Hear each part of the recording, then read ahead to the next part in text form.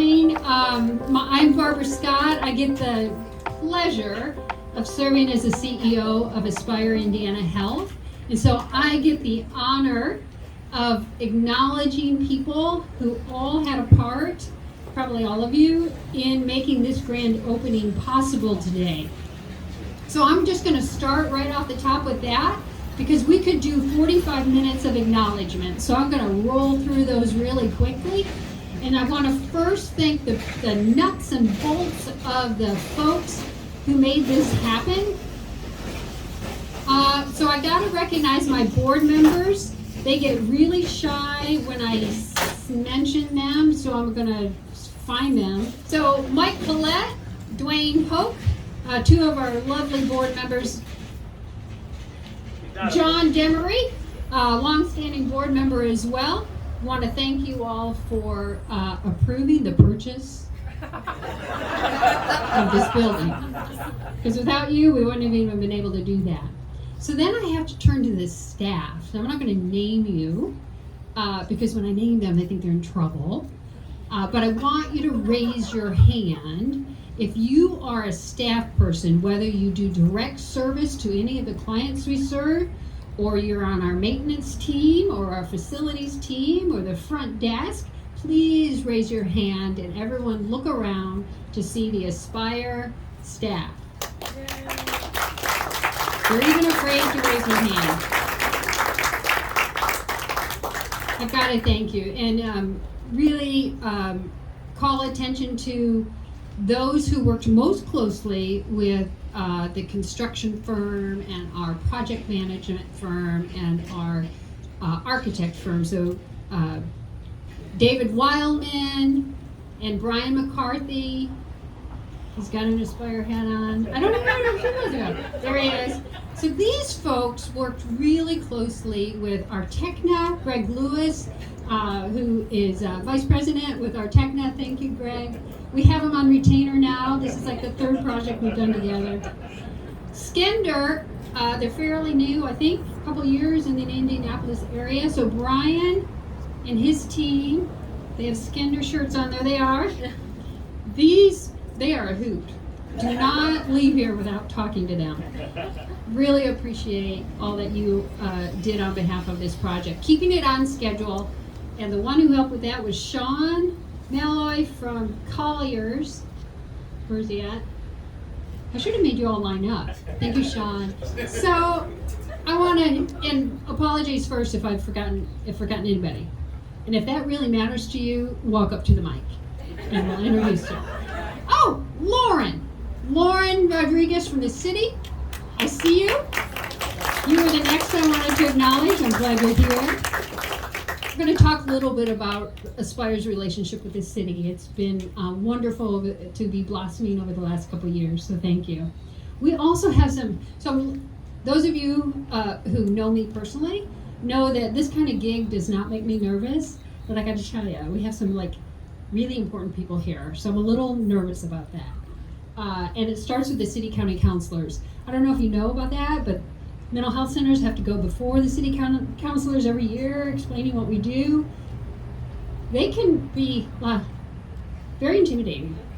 But I want to start with Councilor Lakeisha Jackson. Thank you so much for coming. So I don't know, you all probably know her. She's been in office now, elected office since 2014. So she works with community, social services. She's done that for more than 15 years. She helps disadvantaged and at-risk youth and families, which is dear and near to Aspire's heart. And she also serves as the executive director. This always amazes me, how people can do an elected position and work at Pathway Resource Center. And Aspire has been getting to know them, and actually was at an event that they held a week or so ago. So thank you so much for coming. Was Councilor Dan Boots, did he get here yet? I think he's on his way. Also want to thank him. So he is also one that we go before every year. He is very passionate about economic development in communities, but also the things that affect our populations like mental health and addiction. So that's always really wonderful. I'm going to talk a little bit also about this individual, and he knows this, but I'm going to hold my comments here in a minute. But representing the 96th Indiana House District, serving his 14th term, also someone who does that and works too, State Representative Greg Porter. So glad you're here. And this is why, you know why I'm nervous. He's the ranking minority member of House and Ways and Means Committee and a voting member of the State Budget Committee. Remember this day. All right. And of course, we're going to introduce in a minute our wonderful Lieutenant Governor Suzanne Crouch. So thank you for coming. I'm going to introduce you later. So this is what we're here today. We're celebrating the grand opening of our Willowbrook primary care offices. So it's a huge renovation and expansion of our FQHC, that's Federally Qualified Health Center. But that just represents one of the amazing accomplishments that we have put in place in about the last three and a half years. And Representative Porter, I'm going to come back to you as the whole reason that happened. So we are, if you don't know Aspire Indiana Health, we are a not-for-profit safety net provider to individuals and families who are experiencing the most complex needs and barriers to health equity. That is something we're extremely proud of, and we work to accomplish that each and every day. So in order to best serve those types of residents throughout Marion County, we've become a fully integrated health provider. And let me tell you what that means. First of all, we provide that to youth, we provide that to adults, we actually provide services to entire families. So we do that through integrating primary care, which we're celebrating today, mental health and addictions work, and a full array of social services. And what I mean by that is we have housing supports, employment supports, financial supports, and legal supports, because all those social drivers are really what is 40% of someone's health outcome and their life expectancy are those social drivers, really more so than primary care and behavioral health, believe it or not. So we do all of that in this building, one-stop shop. So why have we made such an effort to serve Marion County better? So I sat across the room from Representative Greg Porter in a House Ways and Means Committee. So I don't know if you know what that means, but when you're sitting across the room from the House Ways and Committees members, what does that usually mean? You are answering to them. And it was Representative Porter who is very, very passionate about everything Marion County, but in particular the populations I just mentioned. And he challenged Aspire to do more than what we were doing. So let me just give you some highlights of what we have put in place in the last 36 months to about 3.5 years. And I told him I really wanted to tip my hat off to him, because that was a very challenging conversation for me to have with him in that session, but it was meaningful. And I walked away, and you can ask any of my staff. I said to my staff, we have to serve Marion County better. So we've increased the number of our residential beds in Marion County within that time frame by 150 beds. Obviously, they're not in this building, they're in other areas.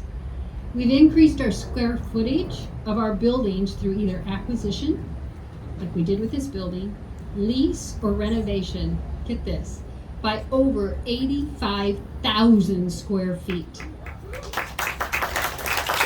We've gone from facilities in 3 of our city-county districts to 7 city-county districts. We are on all sides of Marion County, north, south, east, and west. We've gone from serving youth in 1 school to 14 schools, including YMCA preschools, Hope Academy, and Goodwill Excel Centers. And they're in way different other city-county districts. We've created the largest regional residential whole health continuum for men with over 240 beds in that region, so in and outside of Marion County. Many are referred by the Assessment Intervention Center that's located on the Marion County Criminal Justice Center campus.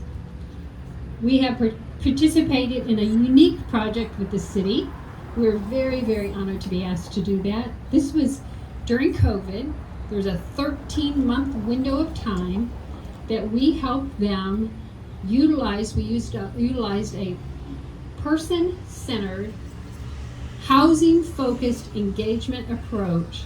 And in 13 months, the people that were the high risk for COVID because they were homeless and had comorbid conditions along with what they were experiencing, 222 homeless people were housed by Aspire support in a 13-month window.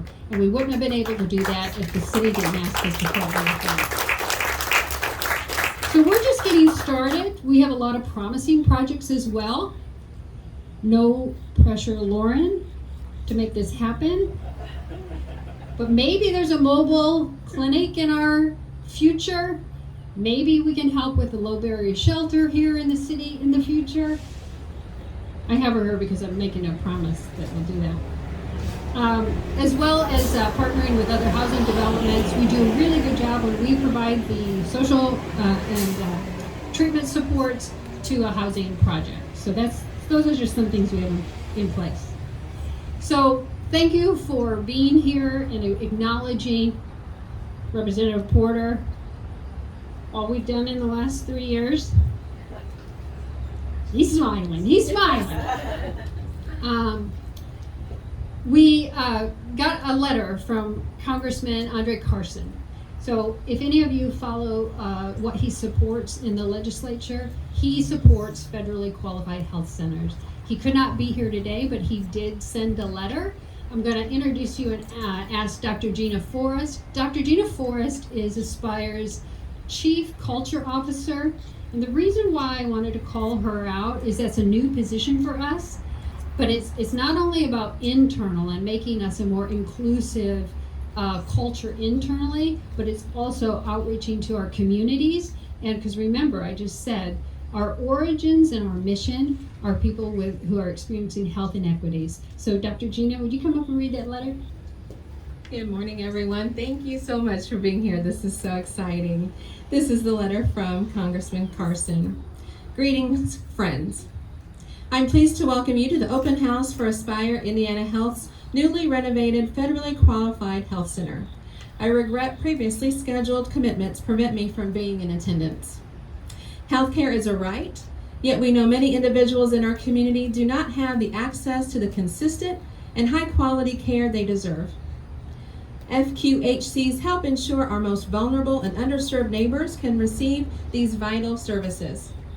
The commitment made by this amazing federal program could not be realized without healthcare partners such as Aspire Indiana Health.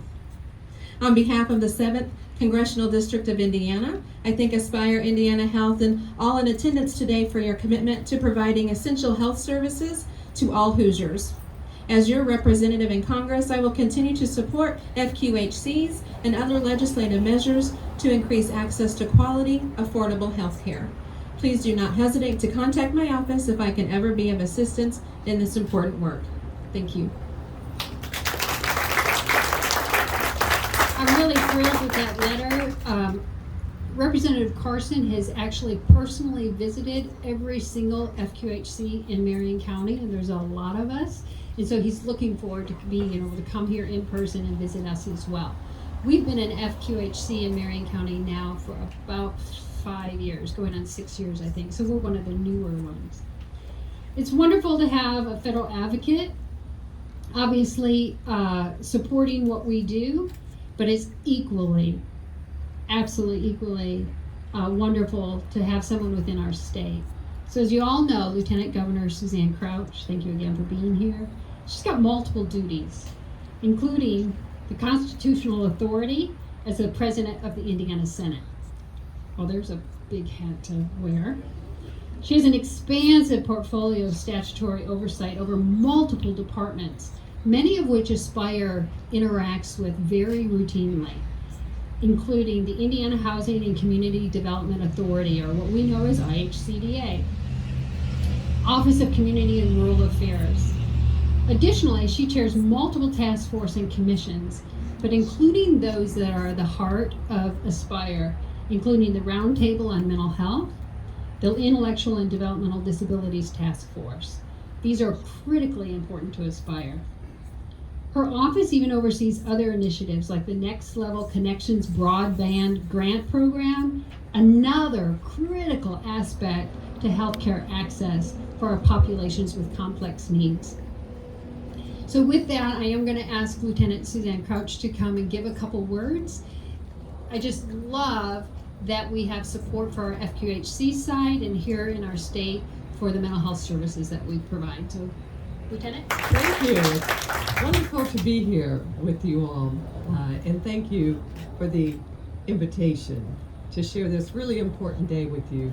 And I have to start by saying how much I appreciate Representative Greg Porter and his service in the Indiana House of Representatives, all the elected officials that are here, but particularly with him because we served together for a number of years. And his leadership and his commitment to those vulnerable Hoosiers is really what has lifted our state up. So thank you, Greg. Thank you for that.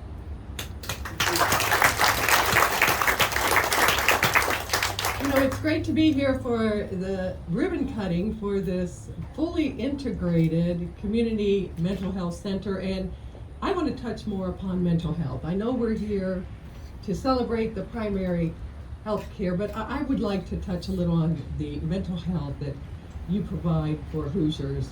You know, access to healthcare is very challenging, particularly for those who are low income. And it's why Indiana partners with groups like Aspire so that we can provide better healthcare options to those vulnerable Hoosiers. What is so amazing about Aspire is that they are a leader in actually transforming healthcare and making healthcare, behavioral healthcare, fully integrated with their determinants of health and with the primary health care and also with the behavioral health care, the model. I told Barb before we were talking before the event that it's kind of like, this is like a treatment center, but on a day-to-day basis, because you have all the professionals treating the person as a whole. And that is a model that we should replicate all over Indiana, because our mental health determines our physical health, determines our mental health, and so that ability to treat all Hoosiers in that holistic manner is what will end up with healthier Hoosiers here in our state.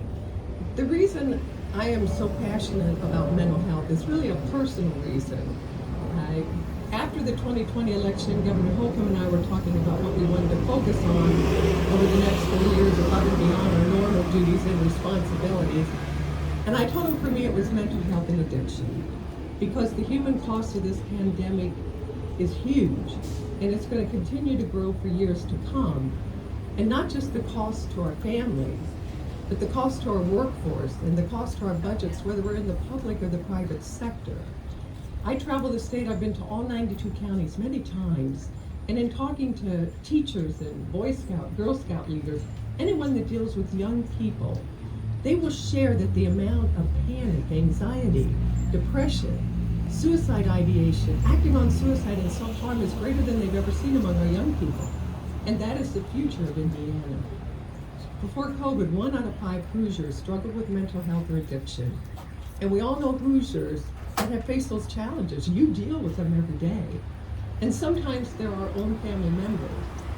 And my family's no exception. My mother suffered from depression, my sister committed suicide, and my brother's an alcoholic. Those Hoosiers who inherit genes that predispose them to these conditions deserve an opportunity to be successful in life. And that's what you're doing here at Aspire. You're providing them that opportunity. And for that I am eternally grateful and proud of what what you do, and happy to be here today for this ribbon cutting. So thank you for the opportunity to be here.